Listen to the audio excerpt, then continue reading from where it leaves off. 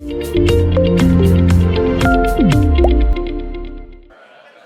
right, thank you guys. And we're going to have our next session, the future of Cosmos. And it's a pleasure. We have so many amazing panelists. I think I will let you guys do the introductions. And first, I'm going to send the mic to Longhash. Thank you. Thank you. Hi guys, Shikai here, co-founder of Longhash, and very excited to bring you this topic, Future of Cosmos. Now when I saw this topic, I felt that, it's actually too much to talk about, because when you talk about Future of Cosmos, actually you're talking about Future of Crypto. and the future of crypto is multi-chain, it is interchain. And so with us here today, we have Federico from FMOS, we have Magmar or Magnus from Skip, and of course Elijah from Neutron. Well, yeah. And I want to just go right in and bake the introductions into the first question itself. Cosmos or the interchain is a collection of multiple concepts, right? It's not just one chain and one idea. And perhaps the most prominent idea is one of sovereign app chains. And the idea of sovereignty also comes with the ability to customize the chain and customize the applications on your chain and how they interact right down to the lowest levels. So let's bake in the intro. So how are you customizing the app chains that you're working with or are building?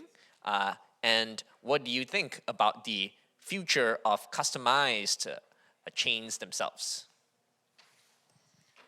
Hi.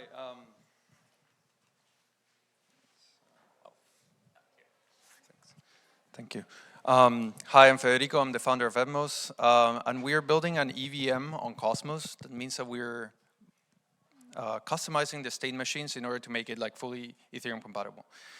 We've done a lot of customizations when it comes to, okay, how do we move away from what is known as Cosmos-based transactions to something that Ethereum-based wallets or EVM-based wallets are already familiar with.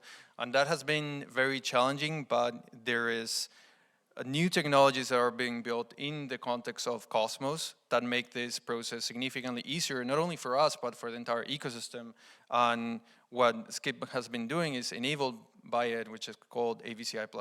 And so we built the entire EVM virtual machine so that we support smart contracts on top of the Cosmos infrastructure. That means that now we have decentralized applications and smart contracts fully Ethereum compatible that are able to not only talk inside with one another and compose in the same virtual machines, but removing these constraints from the application by enabling them to talk to other app chains in the ecosystem or talk to other smart contracts, EVM smart contracts, or even Cosmos WASM smart contracts that are written in Rust. So we're expanding the limits of what's possible with smart contracts and Solidity by enabling this interoperability between these smart contracts and the rest of the ecosystem. Yeah, I'm Magnus. I'm one of the co-founders of Skip. We build a lot of different things. We build an oracle called Slinky, which is extremely fast, high performance native oracle that's restaked on top of different sovereign L1s.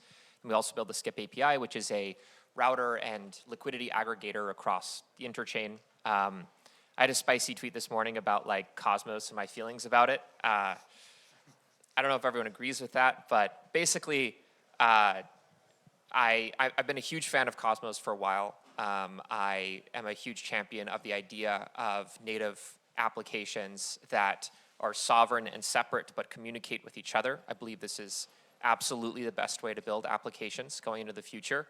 The possibilities are limitless when you have your own blockchain, but they are limited in other designs. And so I've been a huge proponent of that. And could you remind me what the original prompt was? How are you customizing chains? So maybe talk about Block SDK and ABCI++, how you guys are using it? Right. Yeah, ABCI++ is basically like a different way of of structuring transactions in a life cycle that essentially like restructures how blocks are built and verified. We use this extensively for Slinky, the oracle that we built, and also the Block SDK, which is essentially a way of creating a programmatic sequencing layer on top of a L1. So for example, you could think of it as like essentially separating out your block into different lanes, each of which have their own fee markets. So maybe one part is like EIP 1559 fee market, one part is, you know, like a free fee market or something like that. So we've just generally been excited about like the limitless possibilities within the Cosmos stack. Hey, I'm Elijah. I contribute to Neutron. One of the taglines that I'm running with on this conference is we're building smarter contracts. So I think like we see like a lot of these innovations in crypto right now are focused on like increasing block space or building a new VM that has X, Y, and Z qualities. But you know, our position is that like what we need to fundamentally push the space forward is we need better tools for developers. More specifically, like better tools for entrepreneurs, like people who want to build great products that make sense on crypto. And you know, our thesis is basically the Cosmos stack is the best place to do this. So you know, they mentioned AVSI++ a bit. But you know, if you look at like the #1 use case of crypto right now, it's decentralized finance. If you look at like the largest problems plaguing decentralized finance, like a lot of them are specific to problems with fee markets, the lack of customizability there, censorship resistance, or the lack of, the inability to like order transactions or enforce ordering invariance within a block. So for example, like, you know, the classic sandwich attack is this pattern where someone front runs, trade happens, then they back run it, and they've basically like, you know, taken money from the trader that they're sandwiching. And so, you know, the Cosmos SDK gives you all of these tools to actually build applications that are aware of how transactions are ordered, how transactions are censored, how the fee markets work. And, you know, Skip has also done a lot of great work in this area. But unfortunately, like running a blockchain is really expensive, right? You need to pay for a validator set, you need to manage that validator set, which is like, you know, 150 different entities. You know, it's like a multi-sided marketplace as well, where there's like, you have your users, you know, you have your token holders, you have your projects, you have your developers, you need to pay for wallet integrations, you need to pay for block explorers, you need to pay for RPCs, you need to pay for relay, like, I'm sure, you know, there's a bunch of other costs as well, but you sort of get the point. And the reality is, like, you know, like I said, the best entrepreneurs who want to build the best products also want to focus on building the best product. They don't want to worry about validator set management. They don't want to worry about paying for, you know, wallet integrations and block explorer integrations and RPCs and all these different things that I mentioned. You know, they just want to focus on building the best product. So basically, what we do is we expose hooks into a lot of this like advanced functionality and make it accessible from your smart contract. So smart contract developers get the power of building their own app chain, but in the form factor of a smart contract, which allows them to focus entirely on the product and what matters. And we do work very closely with Skip because they're on the cutting edge of a lot of this stuff as well. So yeah. All right. Now, the topic is, of course, future of Cosmos. So how are what we are building here with each of us going to impact the future of the interchain, and how do you think this will get adopted eventually in all the other ecosystems as well? We can start. So when we talk about the future of Cosmos, it's impossible not to talk about interoperability. The IVC protocol, which is an interoperability protocol that makes Cosmos very famous, that has enabled these interoperability, new use cases. Osmosis is entirely the Osmosis DEX is entirely enabled by it. So it's impossible not to talk about interoperability. And when we talk about future of Cosmos, is how to get more users into the entire ecosystem. And our belief is that Cosmos today is limited by not being fully integrated with the entire Ethereum ecosystem. So what do I mean by that? So in terms of self-custodian wallets, the maximum number of downloads that Kepler wallet has today is around 2 million downloads, whereas MetaMask alone has around 22 million users. So there's a lot of users that are missing out on the entire Cosmos ecosystem by not being able to interact with their favorite wallets into the entire ecosystem. And so from a user perspective, the question then is, how do we help these users onboarding to these amazing platforms, amazing user smart contracts, etc., through wallets that are already familiar with? And that is enabled through the Evmos stack in the particular case for being EVM compatible, but also because of the interoperability part. So can we enable these smart contracts to talk to other smart contracts, other chains, and enabling the access to all these other ecosystem through Evmos? And so that's a problem statement that we're also trying to figure out. So connecting the smart contract layer or into users for the most important part with the rest of the ecosystem through the interoperability part. So can you manage accounts using one single account that is EVM compatible? Or can you manage liquidity from one single account that is EVM compatible? So giving those users access to the entire of the ecosystem. I guess, yeah, we go straight into IBC then. And of course, when we talk about IBC, the flagship product is IBC.fun, which I would say probably one of the most user-friendly and popular applications right now. So let's dive into that. And how do you think that will also shape the future user experience of this fragmented landscape on Ethereum right now? Yeah, I mean, I'm definitely in the camp that every chain's a Cosmos chain. They just don't know it yet. What I mean by that is the vision of Cosmos is an interconnected set of L1s. That's it, right? The fact that there's like a Cosmos SDK stack that builds a specific kind of chain is like almost irrelevant, right? And that vision, I think, is powerful. Like a bunch of blockchains all interconnected, that is something that is actually pretty new. Because for a long time, everyone was like, okay, it's Bitcoin, and then everyone was like, okay, it's Bitcoin, and now it's Ethereum with its smart contracts. And that's how you build an application. I don't believe in that at all. I very much so believe in like a bunch of different blockchains that are connected to each other. And so I think part of what we need to do is, as sort of the pioneers in Cosmos, which is literally just a bunch of L1s that are connected to each other, in spreading that vision is make those standards better, right? And also make it much more powerful and much more clearly powerful that building as your own L1 is the right way to build. Or at least for certain kinds of applications, and I'll at some point probably talk about that. IBC.fun is a product that we built. We built it as a demo for fun. That's why it's called .fun. And we didn't expect it to be successful. But since then, it has become very popular. It does like a couple $100 million of volume a month, I think now. And basically what it is, you can check it out on your phones right now if you want to. It's ibc.fun. It's a very quick like swapping widget between any chain, any token to any other chain and any token, right?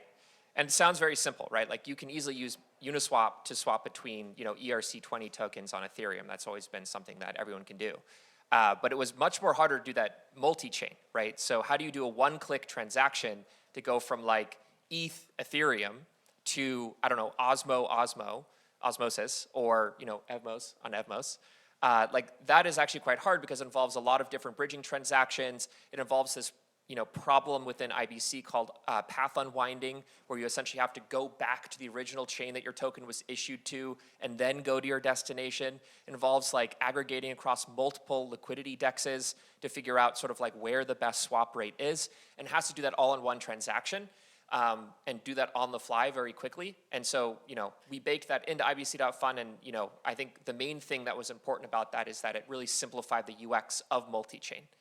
And so, back to my original point, if we make the UX better of multi-chain, if we make it more powerful, I think the vision of Cosmos, which is a bunch of L1s interconnected, can become more true.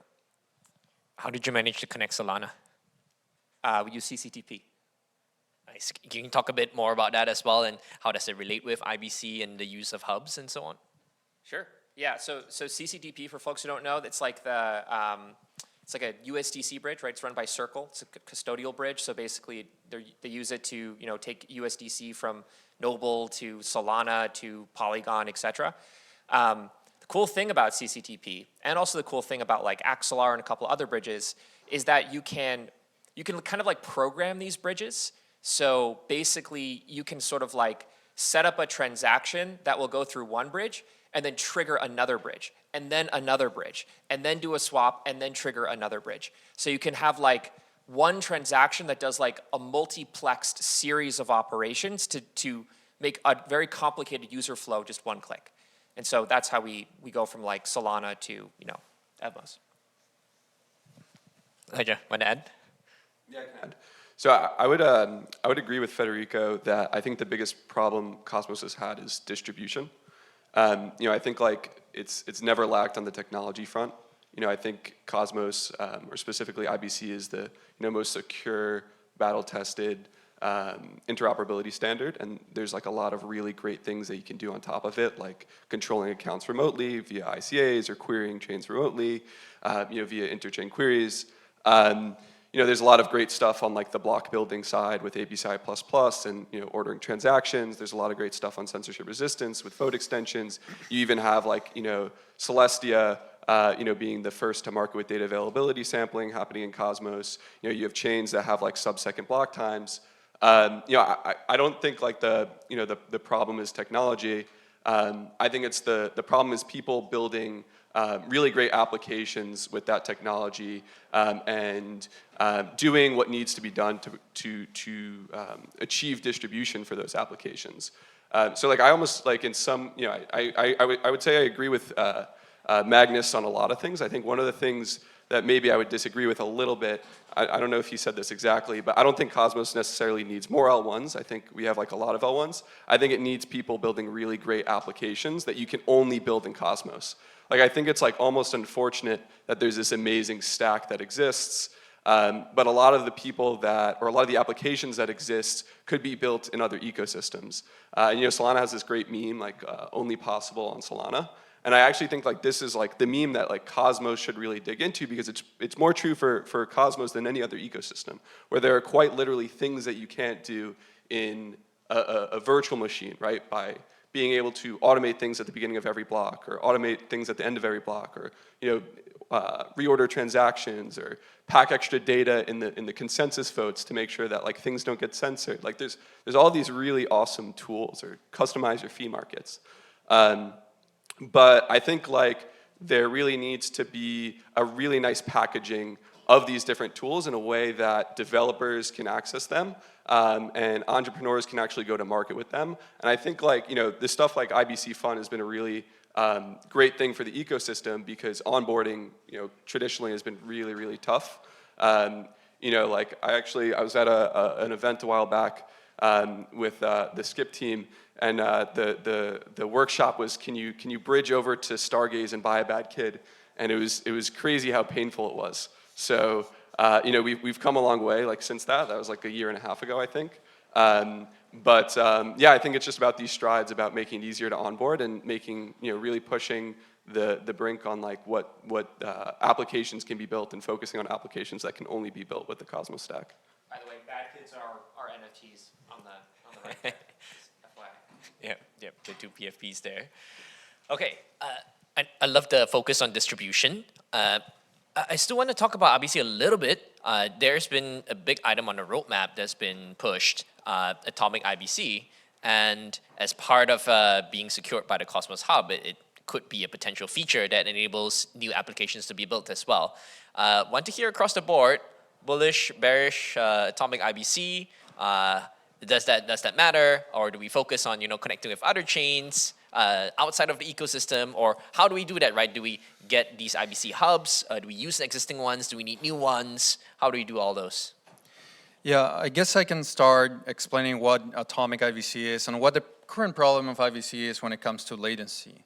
So how IBC now works, when we designed it, the problem was sending a transaction to the other chain and basically getting an acknowledgement back. So that adds latency.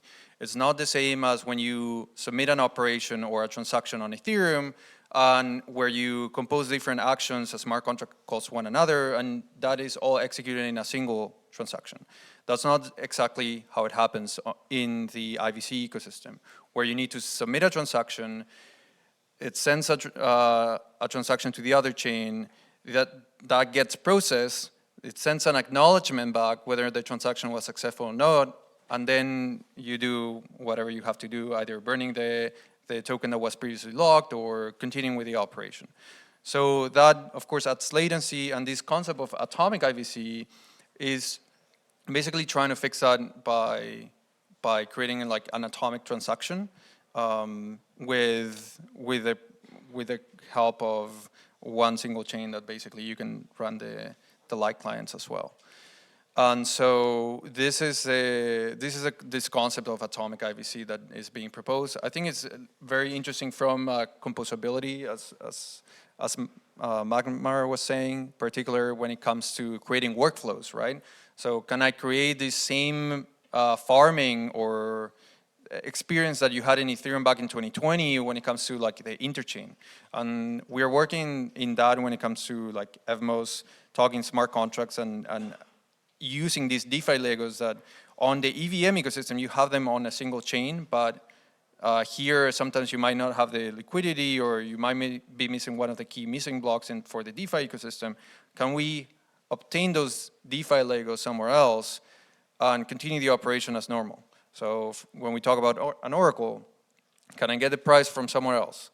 Can I use Stride for liquid staking my token, getting the liquid staking token back on my chain, on my account, and then putting that on a liquidity or on a DEX, getting the LP token, and then using whatever I have to do with that LP token, putting that as a collateral somewhere else, on Osmosis, say, whatever, and then getting another token there, and then finally buying a BATKit on Stargaze. So those are the main challenges when it comes to like interoperability. And when we're talking from, like, if we take a helicopter view from the top, we see this network topology of chains connected to one another. Where are the best routes that we can take in order to ensure the best user experience, less latency, et cetera. And so that's how, when we talk about the future of Cosmos and the future of interoperability, we need to take into account the existing routes that we have based on the token, based on the connectivity of the different chains. Does the user actually want to have the fastest route to the destination chain, or does it want to have the like lowest cost from like the network topology? So those are the optimization problems that need to be figured out when it comes to interacting with wallets, interacting with the ecosystem. So overall, I'm very bullish on the concept of like removing this latency for the betterment of the user experience. Yeah, so I'm actually pretty bearish atomic IBC.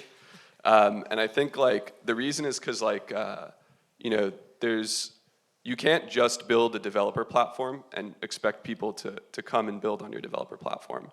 And I think that, you know, in some ways like atomic IBC is a solution looking for a problem. Like there's nothing that stops any single Cosmos chain from like having synchronous composability, right, between applications on that chain, or between like smart contracts that you have built on that, you know, that chain's VM, right? So I don't think there's like necessarily any reason to have a bunch of like virtual machines on the same chain and, you know, create interfaces between each of them and do something crazy like this and just expect that all of a sudden like it's going to become the Schelling point for the ecosystem. Like I think that generally I would say I'm bearish like ideas which are great when everyone shells around them but don't have a very clear path to getting there, or don't really have this like real, you know, a ton of momentum to actually get there. And you know, I think like one of the things that, you know, I'm listening to Federico and I agree with him about everything when he's talking about like, you know, the complexities and how they need to be solved, and you know fast paths for, you know, more money, and you know longer paths for less, and all this. But it's, you know, it's a headache to users, and like the reality is like users don't want to be thinking about these things.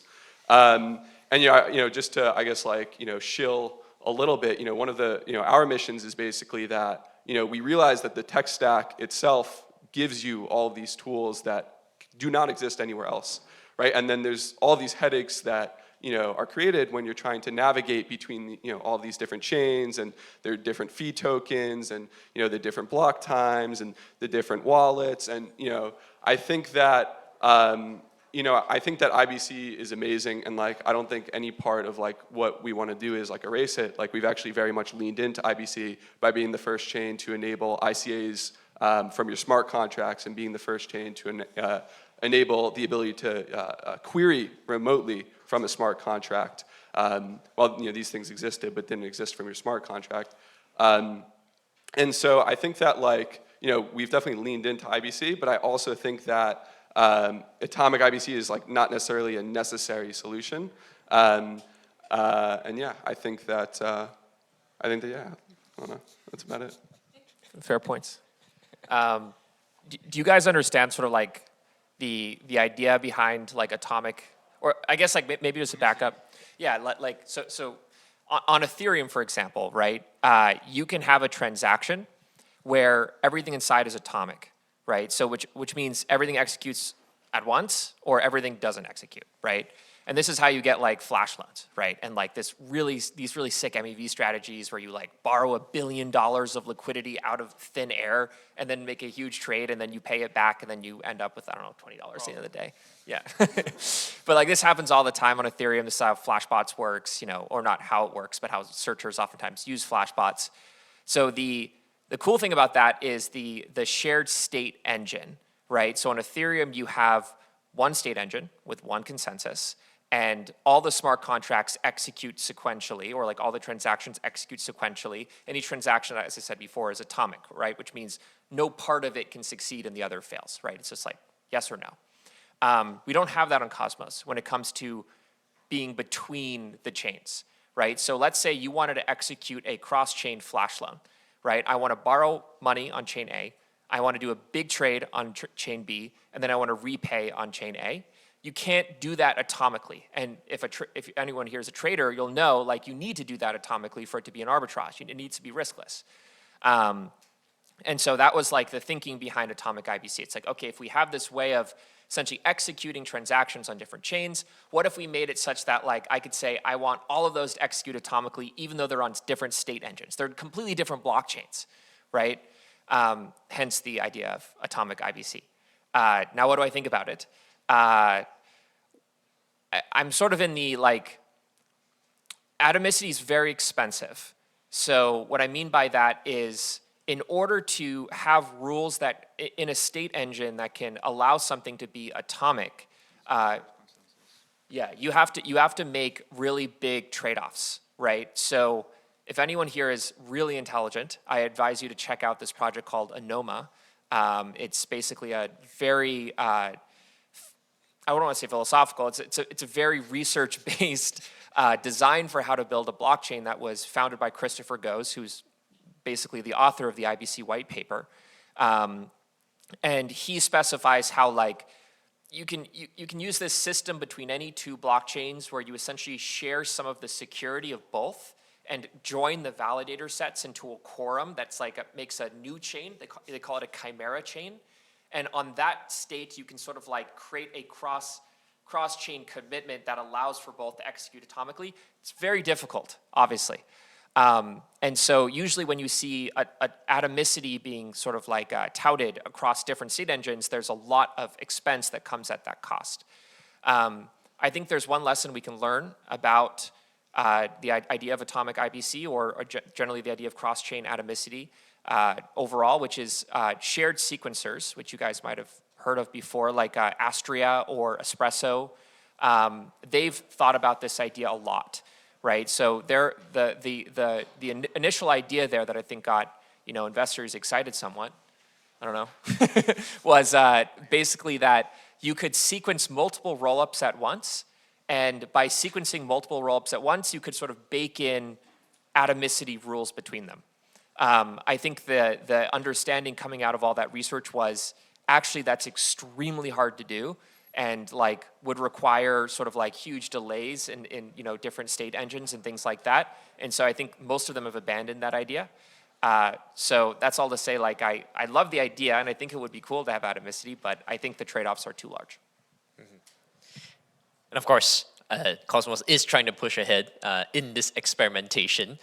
So we've talked about customizing your own chain, basically Cosmos SDK and ABCI++. We talked about interoperability and having a standard for that with IBC and how that might lead to then future atomicity, which has its own challenges. One of the, and now I want to get to the third topic. I think both of these have been ahead of its time already, right? We're seeing other ecosystems trying to customize, trying to standardize interoperability, and now now on Ethereum, all the rage is around, well, there's partly shared sequencing and also the idea of restaking, shared security, and actually Cosmos, not many people realize, already had this some time ago with interchain security, replicated security, and now we're even upgrading to more variations, right, with partial set security.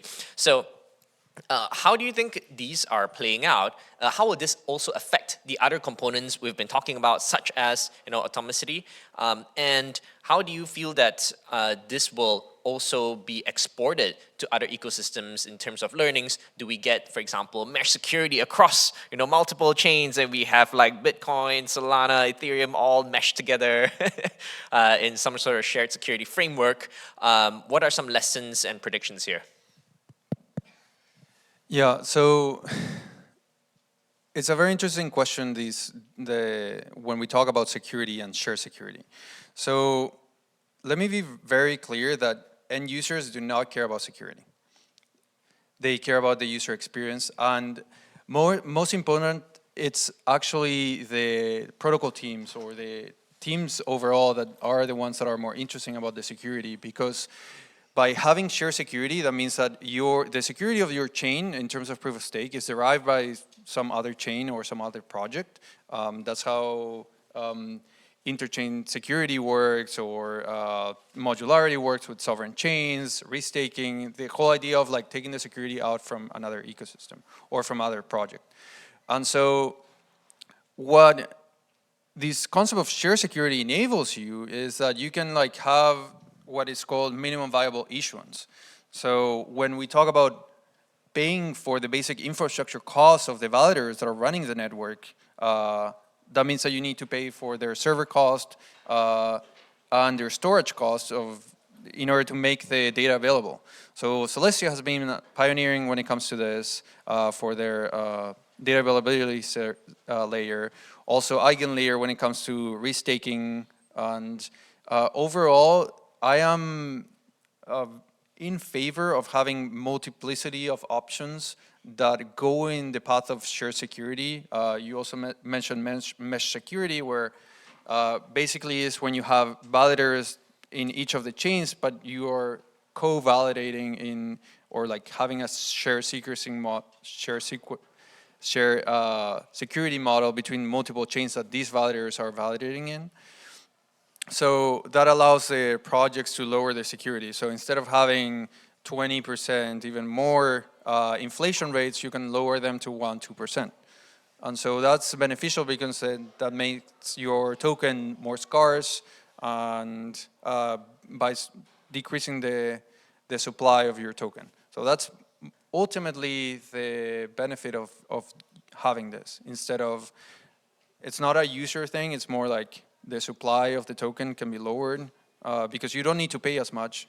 You don't have these network operators that you need to pay in order to secure and validate your network. Yeah, it's a topic that I think I'm very excited about in terms of how Cosmos could be part of it. So the idea of restaking, right? Like you take stake, right, or money that is staked, and then you give it more responsibility. So you use it to perform additional actions. So like the whole thing on EigenLayer right now is, okay, let's lock up all this ETH and then get folks to build AVSs that essentially will, perform certain operations like running a sequencer or running an oracle or running, whatever you can dream of. I think Shruma has big plans for it. And in return, the people who delegate to that or like sort of secure it, they get additional yield and they get additional risk, right? So it's like they secure an operation, and if that operation fails, then that stake gets slashed, but if it is successful, then it gets additional yield.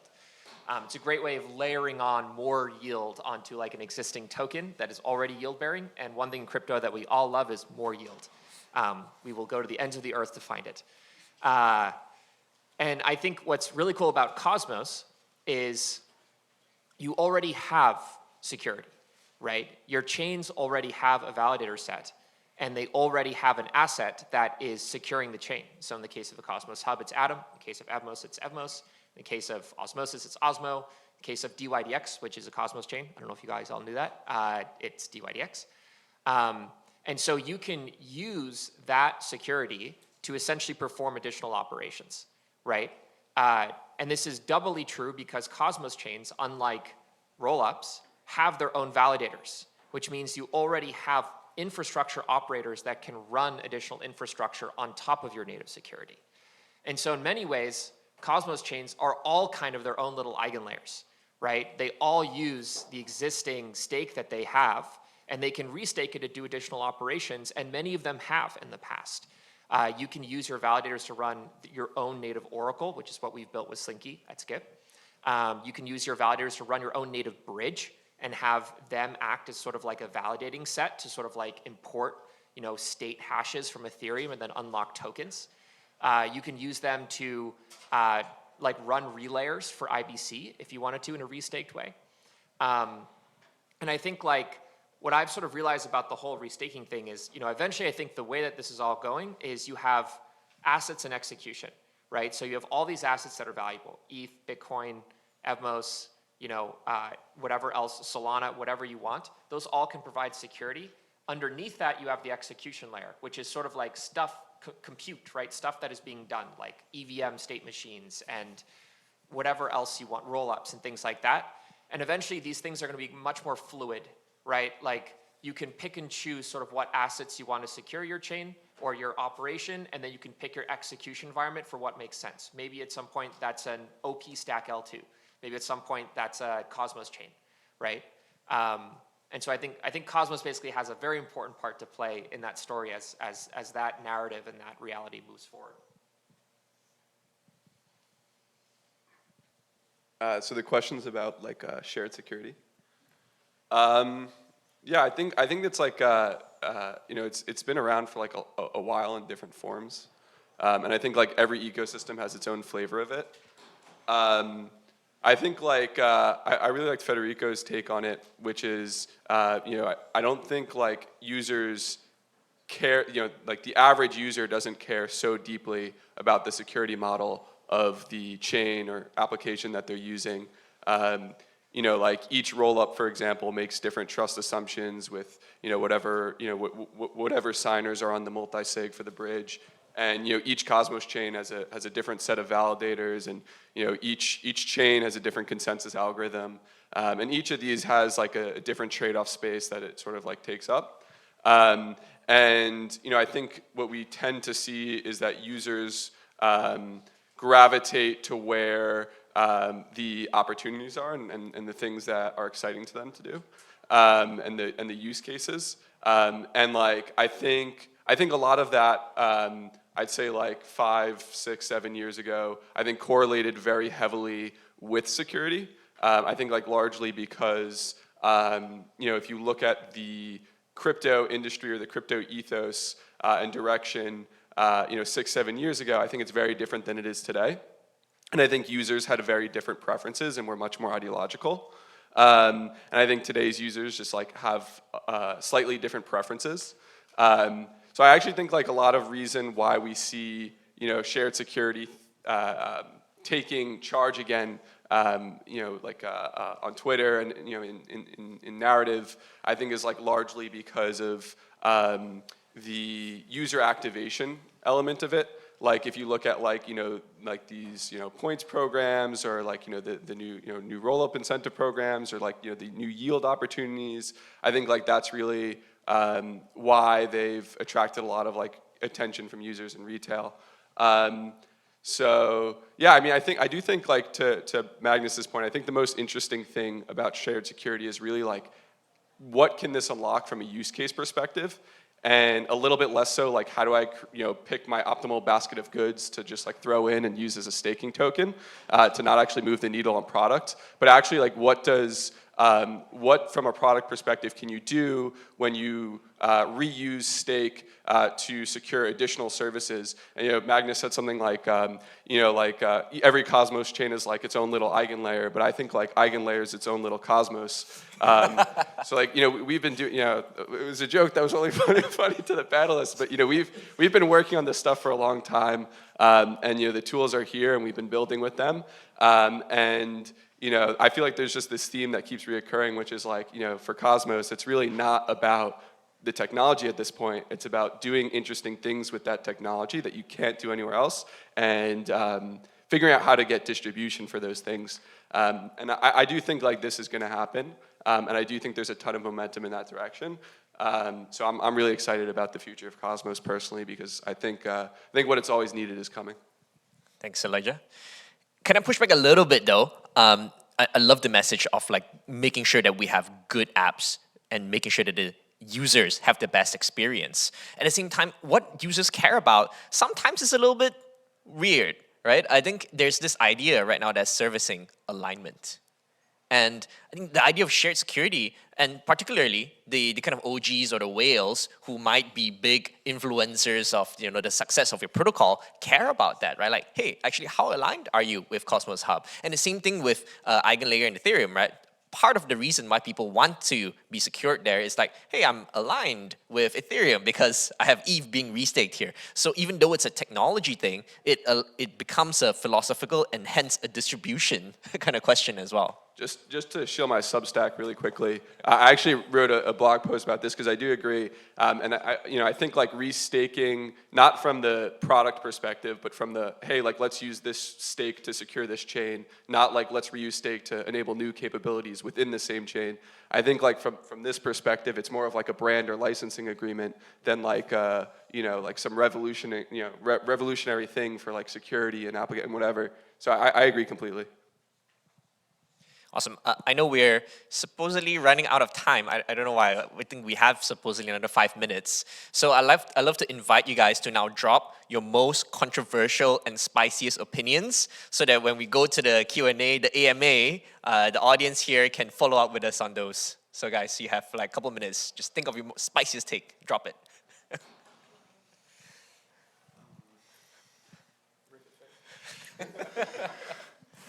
Mesh security is better than ICS. Great. No need to elaborate. It's okay. As a security. I have 2 mics now. I also agree with that take for what it's worth. So I guess it's less spicy now. I think my spicy take is like, sort of on brand for me right now because I tweeted about it yesterday, but like the word Cosmos should die. Stop referring to it as Cosmos. We should start referring to it as something else that reflects like the vision, which is like a bunch of interconnected L1s. Interchain, it's a good one there. Because if that is the case, the vision is much bigger and much more exciting. And the reality is like, I think Cosmos chains are genuine L1s and they're not treated like they're genuine L1s. So yeah, that's my spicy take. I think my spicy take is that we're seeing like maybe the largest misallocation of capital to ever happen. We're over-investing in infrastructure that doesn't move the needle, and that we should not just invest in applications, but we should invest in like applications that are actually trying to solve the largest problems that exist, and there's a lot of problems that do exist. And then I had one other good one, but I forgot what it was, honestly. So. Well, come to the AMA so that... Yeah, come to the AMA.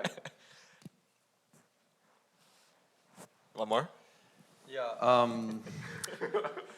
Cosmos chains should adopt Ethereum compatible accounts. That's a good take. Yeah. It's a good one. Yeah. All right. You're missing out on users. All right, as we can see here, Cosmos is not short of opinionated builders who have the courage to express both the opinion and also have skin in the game by actually building these sovereign app chains and building these separate implementations. And we all have our own approach on the interchain. So we hope you guys have a glimpse into the future of crypto and get some inspiration on how this space might evolve with the future of Cosmos. Thank you very much, everybody. Thanks, everyone. Thank you all. Thank you so much, our guest speakers of the panel. Thank you.